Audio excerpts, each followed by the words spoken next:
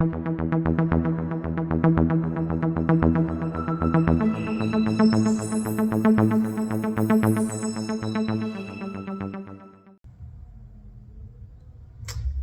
vinyl community, it's Matt here again, or maybe I should say hello cassette community. So we've been on a little bit of a tape obsession, I guess, in the last couple of videos, and we've got another one. We've got an unboxing video, which should be another cassette deck. not for here, it should be for upstairs in the main listening area. I did buy a Sony deck. I got a really good deal on it on eBay. But it's a dual deck, and it was supposedly like refurbished, but the right deck is really dull sounding, and I don't know what else to do to fix it. I've demagnetized the heads, I've used isopropyl alcohol to clean it, and it just sounds dull. I mean, you know, you put a tape in the other deck, and it sounds really nice. So that's a Sony one. I went and bought a Yamaha deck, which doesn't kind of match with the whole Sony setup upstairs, but that's not that big of a deal, because this dual deck up here is a Yamaha, and it's really nice, and I've been really pleased with it. So let's have a look. This was a good deal. It was supposedly tested working. You never know, right? Let's start opening it. We'll find out. Hopefully this goes a little bit better than the Walkmans, which were a little bit hit or miss recently, if you saw my last video. But yeah, honestly, I don't even remember off the top of my head which model this is. I think it's a KX-380, I don't remember, 70 or 80 or something. Well, we've got a lot of those packing peanuts to start with, but the packing, to be honest, is not filling me with confidence, and I'll show it to you. Because, okay, we have packing peanuts, but there's no bubble wrap. So I'm hoping this isn't like dented. It doesn't appear to be at a glance. The sides should have been protected okay. So that's good, but well, I'll bring it out and we'll see, won't we? It's upside down. We'll see. Get these peanut pieces off. Okay. Let's have a look. All right. So, okay, I don't see any obvious damage. Yeah, so the packing wasn't perfect. It really should have had bubble wrap around it as well. But anyway, it's a KX-380 is the model, and I'll show it to you. It's not 3-head, but it's supposed to be a decent 2-head deck, and it doesn't have auto reverse, which was kind of something that was deliberate on my part. This dual deck does have auto reverse, no issues with it. Sounds really good. I didn't want auto reverse on this because I suspect that's part of the problem I'm having with the Sony deck upstairs, is that it is auto reverse, and I think the head's out of alignment, and the screws to adjust that are so tiny. I just don't want to deal with it, honestly. So looks okay. I knew that there was a little scratch on the top that was in the picture. Dolby BC HX Pro. Here it is again. So we're gonna try and plug it in, and we're gonna plug it in down here in the garage. It's not gonna live here. Well, it won't live upstairs if it doesn't work very well either, but we'll see. Another reason that I wanted it is that it has play trim, just like this does, and really the play trim, it makes it sound like you're kind of trimming the heads, like it's actually physically moving them. It's not. It's really just kind of EQ adjustment, and I think it happens early on, like in the circuitry. It happens even before it gets to like the Dolby or anything, and if you can either boost or lower the high frequencies. It would be fairly unusual to need to lower them, because usually if you have a little bit of an issue with alignment, and it could be that the head is aligned fine, it's just that you try to play a tape in it that Maybe it was recording on a deck that was just slightly out of alignment, something like that. So this will boost the high frequencies, making it sound better. And, you know, probably 9 times out of 10 you don't need it, but occasionally you may do, especially with a pre-recorded tape. So, speaking of which, we're going to stick this on, and let's hope it doesn't, well, it'll probably hit a copyright match. Let's hope it's not a problem. Spandau Ballet, the singles collection. First song is Gold, so we'll stick this on.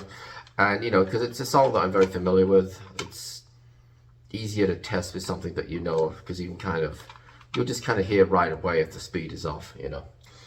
So we're going to get this hooked up. This did come with cables at the back. If, right here, RCA cables, if all is well with this, then I'll buy nicer cables for it. Upstairs I have these, oh, I forget the name of them. They're branded as like the world's best cables or something, WBC. They're not particularly cheap. As far as, you know, you can get cables that cost hundreds. I mean, it's not like that. They're like $20 a cable or something. But I'd have to buy 3 of them. Actually, I think they're like $30 a cable. But I need to buy like 3 or 4 of them. Yeah, because I've already got the mini disc. Anyway, it doesn't really matter. I'm going off on a tangent. So yeah, I'm gonna plug this in, and we're gonna give it a listen. So yeah, stay tuned. Be right back. I got it all hooked up.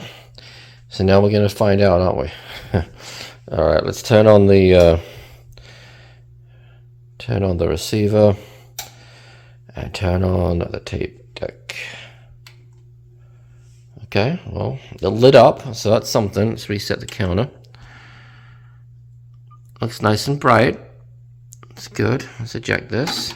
Now, I haven't done any cleaning yet. I do have a little assortment of things here to do some cleaning a little later. I've got the isopropyl alcohol over there on standby. Right, let's try it. Let's... you know, really, before I go to the effort of kind of cleaning it up, I just want to see if it at least performs to a basic level, and we'll see.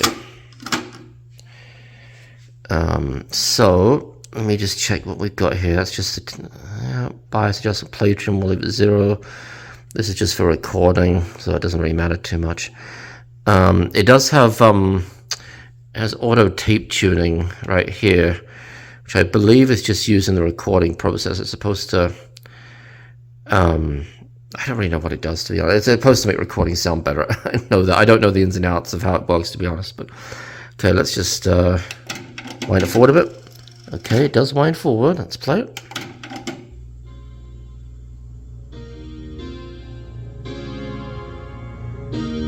So far, so good, I think. Let's see. Thank you for coming home. Sorry that the chairs are warm. Okay.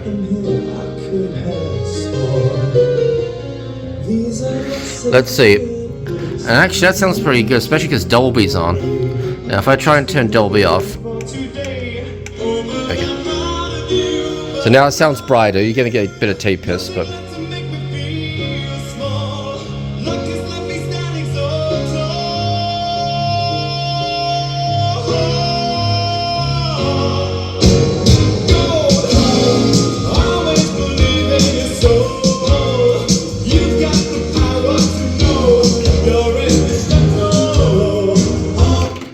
Okay, so that sounded decent. We're going to try out the recording now. Now, I'm still going to give it a clean up, of course, in a little bit. You guys don't need to stick around for that. So we're going to try recording. Boy, I haven't recorded onto a tape rate. We've got a nice MA90 TDK metal tape here, which I think this should detect automatically. Let's see. Put this in. It does indeed. Type 4 metal. Okay. Did that go the way in? Let's see. Yeah, I guess it did. Let's put on a CD. And I don't know. We'll go with classic Donald Fagen, The Night Flyer. Great sounding album. Arguably sounds even better on vinyl actually, but it is a good sounding CD. Check that. Now, I don't really know yet how, this didn't come with a manual, I'll have to download. I don't really know yet how this whole auto tape tuning works, so I think you're supposed to like hold it down and it works within like 20 seconds or something. Yeah, I'm not sure. I'm just going to start this playing and okay, we're going to have to adjust the input to CD. Okay, let's see how we do this. Record. Okay. What happens if we push this? Let's see what happens. Okay, tape tuning. Oh, okay. Let's see what it does. Now, I haven't put Dolby on for this, so I just want to see how it works. And I think this is supposed to take you about 15 to 20 seconds. Okay, now it rewinds. And then it starts recording again. Oh, no it doesn't. Okay, it takes you back to where it left off. Okay. So, if we were to start this over, and hit record, I guess. Play. Okay. And start the music play.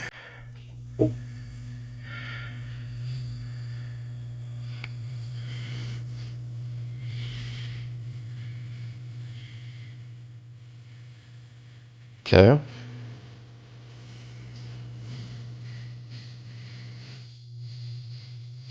Let's give it a listen. So let's stop. And we'll stop the CD from playing. We'll put this back onto input 3. And rewind this. Hit play.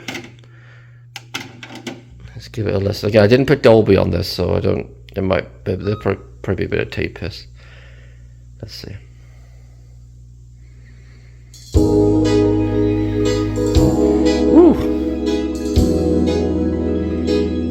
That's sounding good.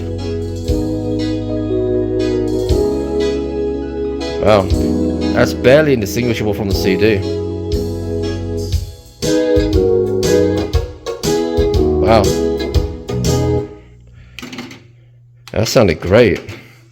Yeah, couldn't tell the difference between that and the CD. Awesome.